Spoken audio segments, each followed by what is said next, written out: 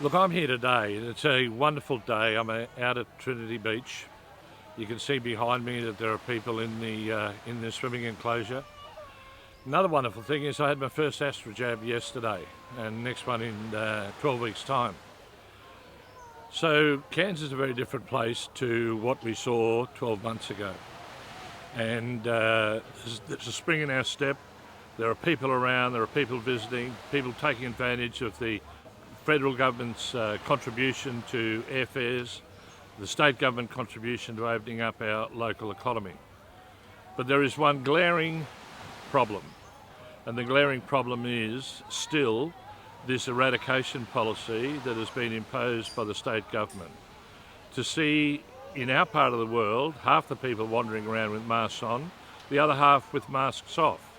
There is total confusion within the community about what it is about masks, what we have to do, whether we can walk into shops with a mask off and then get abused by the shop owner and to put a mask on. So the real issue is, do we need them? And the consensus here, even amongst medical practitioners and the health officials, and amongst everybody, where we don't have any evidence of any community transmission anywhere in our part of the world, certainly for about 10 months, there is no need for this imposition of this ridiculous mask policy when we're 2,000 odd kilometres from Brisbane. Not only that, when we had the initial 3-day lockdown, we could understand that a bit, but we didn't understand why it was that we had to be locked down too. I've got a couple of friends in hospital. I can't visit them. And the reason I can't visit them is because of this insane lockdown rule. So another lady friend of mine has a son who is in the Townsville General Hospital who was preparing for a bone marrow transplant operation. She went down there and she was staying in a unit to keep him company during the prep process. We had the lockdown. She couldn't visit him.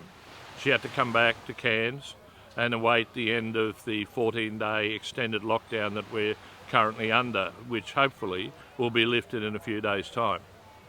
The point of this is that the management of this pandemic across Queensland has been haphazard and really shameful in terms of marrying the validity of these lockdowns to a health outcome.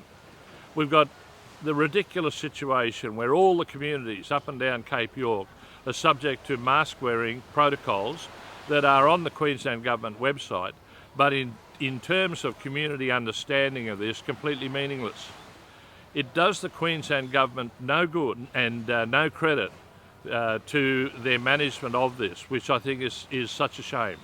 We're 12 months into this, we have a vaccine rollout happening, and there is a certain feeling of excitement in our communities. What we have though, on the other hand, with that excitement, is a feeling of distrust and whether we can book accommodation, book travel arrangements and so on with a certain degree of certainty that the state government will not react illogically to communities and impose these ridiculous lockdown provisions. We need the state government to respect our regions, we need the state government to understand the economies of our regions, and we need the state government to discuss with the regions these impositions before they're imposed. To have one-size-fits-all arrangements across the whole of Queensland, a state as big as we are, that can accommodate up to 5 or 6 European countries within our borders, is absolutely crazy. So, in conclusion, we're 12 months into this.